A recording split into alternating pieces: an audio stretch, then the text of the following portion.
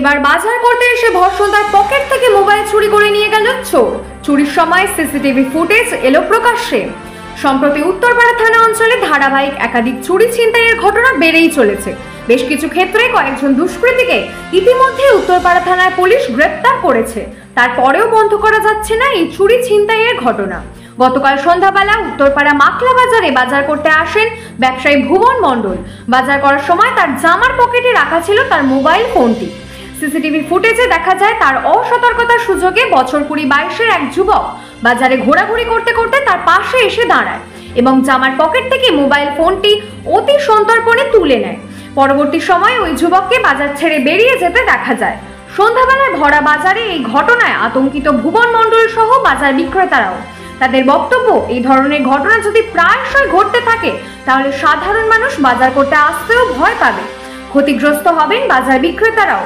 তাদের অনুরোধ, অবিলম্বে পুলিশ যাতে সিসিটিভি ফুটেজ খতিয়ে দেখে দুষ্কৃতীকে গ্রেপ্তার করে। Bureau report, Bengal news express.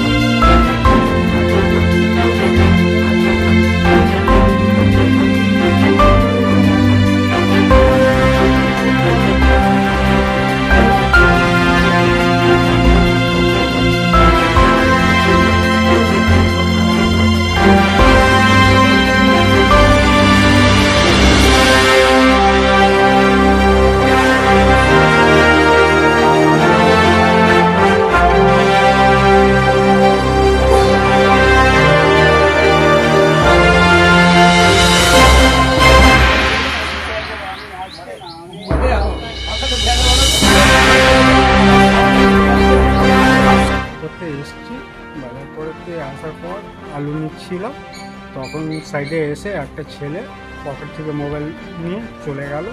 আমি বুঝতে পারিনি। যখন আলু নেওয়া হয়ে গেছে তখন পকেট থেকে দেখছি, টাকা যখন বার করছি তখন দেখছি মোবাইল নেই। তারপরে দেখাদেখি হলো, সব কিছু হলো। তারপরে ভাবলাম যে আলু মুদ্দে না তো পড়ে গেল। তারপরে সিসিটিভি ক্যামেরাতে দেখলাম যে একটা ছেলে এসে পাশে দাঁড়িয়ে ও আলু নেওয়ার বাহানায় ওইখানে ঢুকে আমার কাছ থেকে মোবাইলটা নিয়ে চলে গেছে। এবার মোবাইলের মধ্যে সব কিছু থাকে, ইনকাম ট্যাক্সে বলুন, বিজনেসে সব কিছু আছে। কত প্রবলেম হয়ে গেল আমি বুঝতে পারছি না। সকাল থেকে রাত থেকে ছুটা, রাত্রে 11:30টায় গেছি এখান থেকে। তারপরে সকালে উঠে কোথায় সিমটা বন্ধ করাবো, কোথায় কি করাবো। তারপরে কোন্নগরে গেছি, সিমটাকে বন্ধ করিয়ে 4 ঘন্টার মধ্যে বললো যে সিমটা অ্যাক্টিভ হবে, নাহলে তো আমার পুরো কারবারটাই চৌপট হয়ে যাবে। পুরো মোবাইলের মধ্যেই সব কিছু আছে। আমার কেমিক্যালের ব্যবসা আছে, আমি কেমিক্যালের ব্যবসা করি। আমি আজকে 15 বছর ধরে বাজারে এসে সব জিনিস, আজ পর্যন্ত কোনো দিন এই ঘটনাটা আমার সঙ্গে ঘটেনি। না, আতঙ্কি তো। এটা লোকে বাজার করতে আসবে দিনবেলা, মানে বিকালে 7টার সময় বিকালে হয়, সে সময় যদি এরকম করে নিয়ে যায় তাহলে বাজার লোকে কি করবে? 20-25 হাজার টাকা মোবাইল চলে গেল। একটা বাজার করতে 200-400 টাকা বাজার করবে, তার মধ্যে যদি একটা 25 হাজার টাকা মোবাইল চলে যায়, লোকে কত কষ্ট করে টাকা আয় করে, সে টাকাটা 1 মিনিটের মধ্যে গায়েব হয়ে গেল। এবার তো আমাকে আবার সেই জিনিসটাকে কিনতে হবে। এটা তো নেই যে এই জিনিসটাকে ফেলে রাখা হবে, আমার তো সব কিছু ওর উপরেই নির্ভর। মোবাইল না থাকলে আমি কিছু নেই, পুরো শূন্য।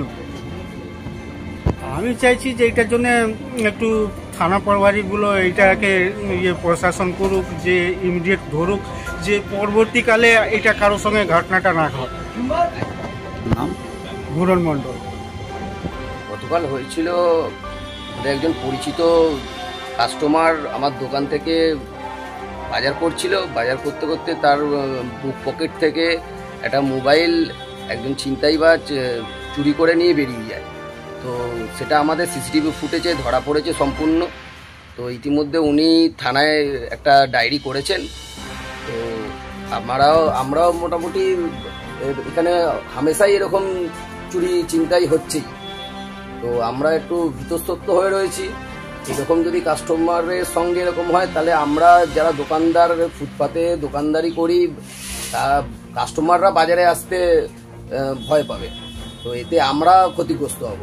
তাই পুলিশ প্রশাসনের কাছে আমাদের বিনীত অনুরোধ যে আপনারা ইমিডিয়েট একটা অ্যাকশান নিন, যাতে এই রকম যারা চুরি ছিনতাই করছে তারা যেন অবিলম্বে এগুলো বন্ধ করে। আপনার নামটা? আমার নাম প্রসেনজিৎ বিশ্বাস।